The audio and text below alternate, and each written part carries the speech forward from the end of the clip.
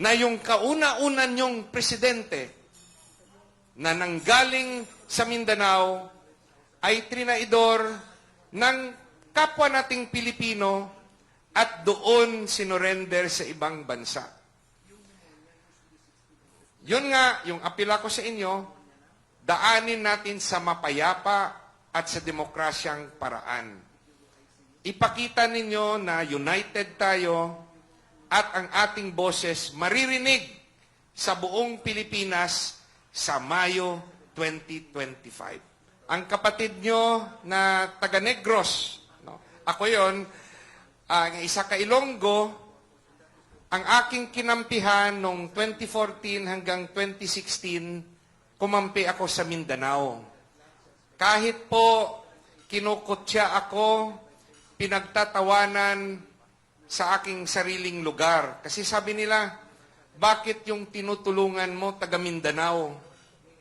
Pero sa akin na puso, dahil sa tagal ng panahon, ang Mindanao ay nakakaranas ng kalungkutan at pagnanasa na magkaroon kayo ng sariling presidente, nasa puso ko na kailangan ko kayong tulungan.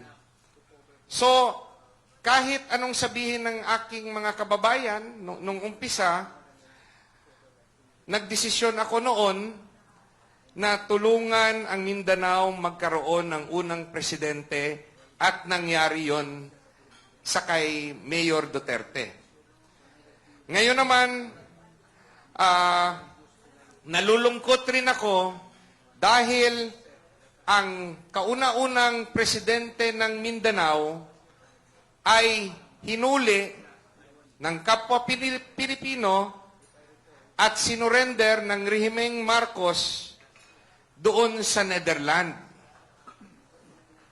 Imagine nyo, yung unang-unang presidente na galing Mindanao ay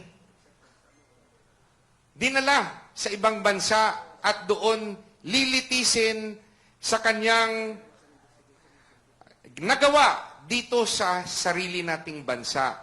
Kung meron mang reklamo kay Tatay Digong, dapat haharapin niya yon sa kapwa Pilipino. Tama o mali? Mindanao, nasaktan ba kayo na yung una niyong presidente ay pinahuli at sinurrender sa mga banyaga? Nasaktan ba kayo o hindi? Kaya nga, tayo nandito para magplano kung paano natin mailalagay ang ating damdamin hindi sa marahas na paraan, kundi sa isang demokrasya at mapayapang paraan sa pamaraan ng eleksyon ngayong Mayo 2025. At yung hiniling ni Tatay Digong sa atin, tulungan, ipanalo ang lahat ng PDP laban na kandidato mula sa nasyonal, yung mga senador, 10 na kami ngayon, kasama rin ng ating mga lokal na mga kandidato at mga kaalyado. Pwede ba yon? Pwede ba sa ngayon ay magkaisa muli ang Mindanao para ipakita sa mga nagtaksil sa ating bayan na ang Mindanao ay iisang boses at nasaktan tayo, nasaktan kayo, karamay ng iba sa amin sa Visayas at sa Luzon, na yung kauna-una niyong presidente na nanggaling sa Mindanao ay trinaidor ng kapwa nating Pilipino at doon sinorender sa ibang bansa. Yun nga, yung apela ko sa inyo, daanin natin sa mapayapa at sa demokrasyang paraan. Ipakita ninyo na united tayo at ang ating boses maririnig sa buong Pilipinas sa Mayo 2025.